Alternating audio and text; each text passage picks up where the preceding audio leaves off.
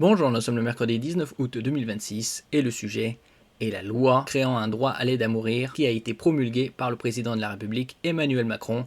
L'année prochaine, c'est la fin de son second mandat, une décennie de Macronie, et qui a été publiée au journal officiel. Avant que les premiers malades puissent avoir recours au dispositif créé par le texte, adopté définitivement au Parlement mi-juillet, donc il y a un mois, le gouvernement devra publier les décrets d'application nécessaires. Une étape de plus franchie.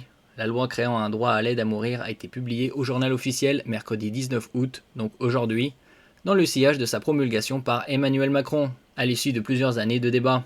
Ce texte sur la fin de vie, validé avec quelques réserves par le Conseil constitutionnel la semaine dernière, crée un droit à l'aide à mourir pour certains patients, sous plusieurs conditions, leur permettant de s'administrer un produit létal en présence d'un soignant. Si et seulement si le patient ne peut accomplir physiquement le geste, le soignant peut s'en charger. N'oubliez pas de vous abonner pour plus de news nationales, européennes et internationales sur ce monde merveilleux dans lequel nous vivons.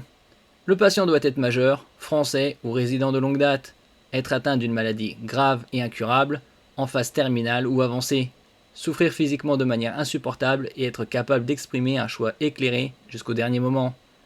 Une procédure menée par un seul médecin mais demandant à solliciter d'autres acteurs doit permettre de déterminer si un patient est éligible ou non. Avant que les soignants ne soient en mesure de mettre en pratique le texte, adopté définitivement au Parlement mi-juillet, le gouvernement devra publier les décrets d'application nécessaires. Un cercle relativement restreint de pays a déjà ouvert ce droit, de la Belgique à la Suisse, en passant par les Pays-Bas pour l'Europe, le Canada pour l'Amérique du Nord ou l'Uruguay pour l'Amérique du Sud. Merci pour votre écoute et à la prochaine.